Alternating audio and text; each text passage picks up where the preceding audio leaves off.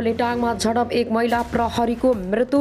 मोरङको लेटाङमा 5 खेरुवामा आक्रोशित भिडको आक्रमणमा एक महिला प्रहरीको मृत्यु भएको छ। स्थानीय शिक्षा विकास माविका एक शिक्षकले 12 वर्षीय बालिकालाई यौन दुर्व्यवहार प्रयास गरेको विषयमा आइतबार भएको सर्वपक्षीय छलफलमा उत्तेजित भिडको आक्रमणमा परि प्रहरी जवान उर्मिला श्रेष्ठको घटनास्थलमा मृत्यु भएको हो। भिडले उनको घाँटी र छातीमा छुरा प्रहार गरेको प्रहरीले जनाएको छ। कोशी अस्पतालमा राति 11 बजे शव ल्याएकी श्रेष्ठको घाँटीमा ठूलो पाल रहेको आकस्मिक कक्षीका एक चिकित्सकले बताएका छन्। होलीका दिन होली खेल्ने क्रममा घरमा आएका सामाजिक शिक्षाका विषयका शिक्षक 56 वर्षीय मनोज पौडेलले आफूलाई दुर्व्यवहार गरेको कक्षा 6 मा पढ्ने 12 वर्षीय छात्राले बताएकी थिइन्। उक्त घटनाबारे शिक्षक र अभिभावकको आइतबार साँझ बसेको बैठकमा स्थानीयले शिक्षकलाई बन्दी बनाएर आक्रमणको प्रयास गरेपछि नियन्त्रण गर्न परिचालन गरिएका सुरक्षा कर्मीमाथि आक्रोशित स्थानीयले आक्रमण गर्दा प्रहरी जवान श्रेष्ठको मृत्यु भएको प्रमुख जिल्ला अधिकारी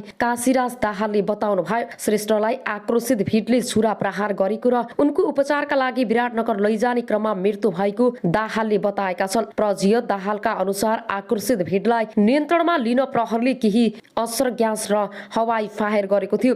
त्यस क्रममा लेटाङ 8का मिलन खड्का र आयुष लिम्बुलाई प्रहरीको गोली लागेको छ। अवस्था सामान्य रहेका उनीहरूको नोबेल शिक्षण अस्पतालमा उपचार भइरहेकोले दाहालले बताएका छन्। उत्तेजित भिडले पौडेल सहित अन्य शिक्षकलाई पनि बन्धक बनाएर आक्रमण गर्ने प्रयास गर्दा स्थितिलाई नियन्त्रण गर्न पुगेका प्रहरीमाथि अनुसन्धान आक्रमण गरेका थिए। त्यस क्रममा थप 16 जना सुरक्षाकर्मी घाइते भएको प्रजिय दाहालले बताउनु भयो। उनीहरूले घटनाबारे थप अनुसन्धान भइरहेको बताएका छन्। स्थानीयवासी प्रशान्त निरौला अनुसार आक्रोशित भिडले शिक्षक पौडेल सहित अन्य शिक्षक र जनप्रतिनिधिलाई घेरामा हालेर अनुसन्धान आक्रमण गरेपछि सुरक्षा कर्मीले नियन्त्रणको प्रयास गर्दा घटना भएको हो। उनका अनुसार भिड नियन्त्रण गर्न प्रहरीले दर्जन भन्दा बढी हवाई फायर गरेको थियो। अब आउनुस् अर्को समाचारतर्फ लागौं। प्रहरीले 12 घण्टा भित्री पक्राउ गर्न सफल भएको हो। उनीहरूले बलात्कारपछि नाबालिकाको टाउकोमा ढुङ्गा र बियरको बोतलले प्रहार गरेर गम्भीर घाइते बनाएका थिए। छाडीमा फेला पार्दा उनी सकत्याम्य अवस्थामा थिइन्। यौनाङ्ग र ताम्य अवस्थामा भएको प्रहरीले भेटाएको थियो। बालिकालाई फागुन 27 गते मोरङको बेलबारी 8 बाट खेल्दै गरेको अवस्थामा चोकफन चकलेट दिई ललाई फकाई गरी पीडितको घरबाट 250 मिटर उत्तर पश्चिम दिशाको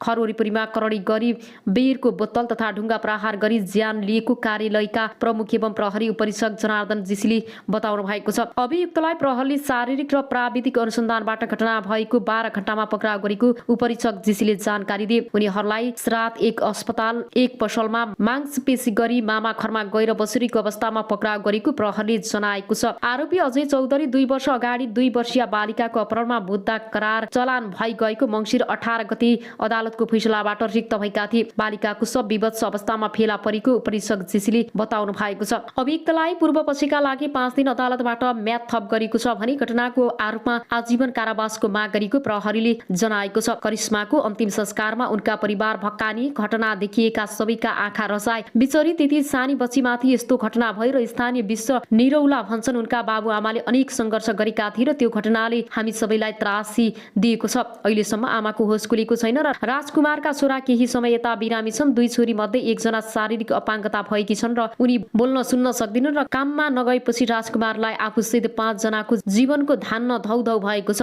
गाउँका महिलाहरूको समूहले चन्दा उठाएर उनलाई सहयोग गरिरहेका छन्। समाज सञ्चार जगत र बुद्धिजीवी उद्योग व्यापारी व्यवसाय पनि सरकारको तर्फबाट धन्यवाद ज्ञापन गरिएको लेख बताए। सबै मुलुकहरूसँग मैत्रीपूर्ण सम्बन्ध कायम गर्ने नेपालको परराष्ट्रिय नीतिको मर्म अनुरूप छिमेकी राष्ट्रहरू लगायत अन्य कुनै पनि राष्ट्रका विरुद्ध नेपाली भूमि प्रयोग हुन नदिन नेपाल सरकारले प्रतिबद्धता व्यक्त गरेको उनले बताएका छन्। त्यस्तै देशको आर्थिक विकासमा सहयोग पुगाउनेमा मित्र राष्ट्र दात्री निकाय क्षेत्रीय एवं अन्तर्राष्ट्रिय संघ संस्थाहरूप्रति पनि सरकारले आभार व्यक्त गरेको छ। बैठकले विभिन्न प्रसारण लाइन आयोजनाको लागि जग्गा प्राप्त गर्ने र प्रारम्भिक कारबाही चलाउने अधिकारी तोक्ने निर्णय गरेको छ। विशेष अदालतको अध्यक्षमा उच्च अदालत पाटनका न्यायाधीश श्रीकान्त पौडेल र सदस्यहरूमा न्यायाधीशहरू रमेश कुमार पोखरेल र यमुना भट्टराई, शालिग्राम कोइराला र बलभद्र वास्तुला र खुशी प्रसाद थारूलाई तोक्ने निर्णय गरिएको छ।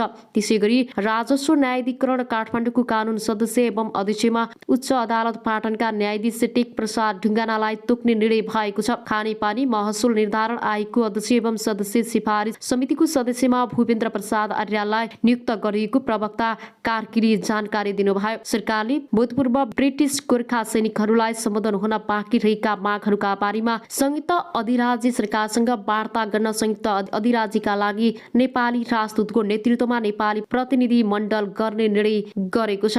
अब आउनुहोस् अर्को समाचारतर्फ लागौं। अमेरिकाबाट जहाज चढेर नेपाल आइपुगी 7वटा साडी। अमेरिकाको सिकुबाट प्लेन चढाएर ल्याएको 7वटा साडी 3 दिनको हवाई यात्रापछि शुक्रबार काठमाडौँ आइपुगेका छन्। गाईको नस्ल सुधार तथा दूध विकासका लागि कृषि तथा पशुपक्षी विकास मन्त्रालयले खरिद गरेको 7वटा साडी नेपाल आइपुगेका हुन्। 23 फेब्रुअरी अर्थात् 11 फागुनमा अमेरिकाको सिकागोबाट हिँडाइएको उक्त साडीहरू कतारको राजधानी दोहा, भारतको राजधानी नयाँ दिल्ली विमानस्थल हुँदै 3 दिनको जहाज यात्रामा काठमाडौँ अन्तर्राष्ट्रिय विमानस्थल आइपुगेको मन्त्रालयले अन्तर्गतको नेपाल लाइभ स्टर सेक्टर र नोभेम्बर आयोजनाले जनाएको छ। भारतको नयाँ दिल्लीसम्म कतार एयरवेजमा ल्याइएका साडीहरू त्यसबाट भने नेपाल एयरलाइन्सको जहाजमा चढेका थिए। नेपाल ल्याएका साडीहरू मध्ये 2वटा शक्ति 100% शुद्ध होलिस्टन जातका हुन् भने 5वटा 100% शुद्ध जर्सी जातको भएको आयोजनाका अनुगमन तथा मूल्याङ्कन अधिकृत डाक्टर केशव भट्टले जानकारी दिए। शुक्रबार आइपुगेको साडीहरू अहिले काठमाडौँमै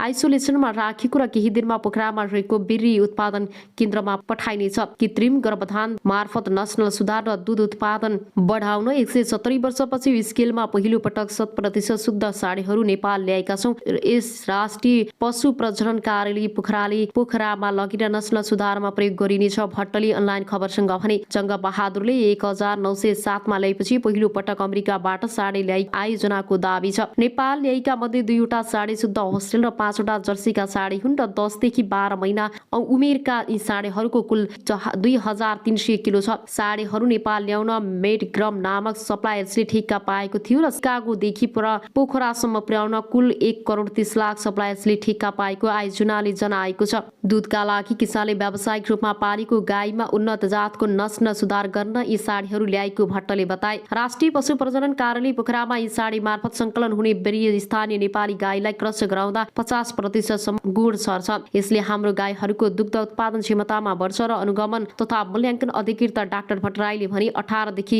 21 महिनाका हुँदा वयस्क हुने यी साडीहरूबाट उत्पादन हुने बेरिय नस्ल सुधारका लागि उच्च कोटिको हुने राष्ट्रिय पशु प्रजनन कार्यालयले जनाएको छ। अब आउनुहोस् अर्को समाचारतर्फ लागौं। 2वटा मोर्चाको आकस्मिक बैठक। नेपाल कम्युनिस्ट पार्टीको केन्द्रीय कार्यालय बन्द गर काठमाडौँ बस्यो र नेपालका क्रान्तिकारी देशभक्त प्रगतिशील राजनीतिक शक्ति र नेपाली जनताको राष्ट्रिय रूपमा अस्वीकृत विरोध र देशव्यापी सङ्घर्ष गर्दा गर्दै पनि देउवा सरकारले रातारात एमसीसी कन्फ्याट पारित गर्न मूर्खता गरिरहेको छ। विज्ञप्तिमा यस्तो छ, राष्ट्रका विरुद्ध घोषणा गरिएको बन्द कार्यक्रमलाई पुरै तागतका साथ सफल पार्न देशभक्त वामपन्थी प्रगतिशील सच्चा लोकतन्त्रवादी लगायत आम जनसमुदायमा अनुरोध गरिएको छ। यसका विरुद्ध राष्ट्रिय रूपमा प्रतिवाद सङ्घर्ष सञ्चालन गर्नु देशभक्त नेपाली जनताको कर्तव्य हुन पुगेकाले विषयको यही संवेदनशीलतालाई दृष्टिगत गरी हामी 6 कम्युनिस्ट पार्टी र 2 मोर्चाले तत्कालीन जनसङ्घर्षको कार्यक्रम घोषणा गरेका छौं। यसलाई पुरै लगातार तागतका साथ सफल पार्न देशभक्त वामपन्थी प्रगतिशील र सच्चा लोकतन्त्रवादीहरू लगायत आम जनसमुदायमा विनम्र अनुरोध गर्दछौं। साथै आज एमसीसीको विरोधमा आन्दोलनमा घाइते सम्पूर्ण देशभक्त योगदानहरूको स्वास्थ्य लाभको कामना गर्दछौं। विज्ञप्तिमा भनिएको छ, नेपाल बन्दको घोषणासहित संयुक्त प्रेस विज्ञप्ति जारी गर्नेहरूमा नेकपा महासचिव विप्लव, नेकपा नौ क्रान्तिकारी माओवादीका महासचिव मोहन वैद्य,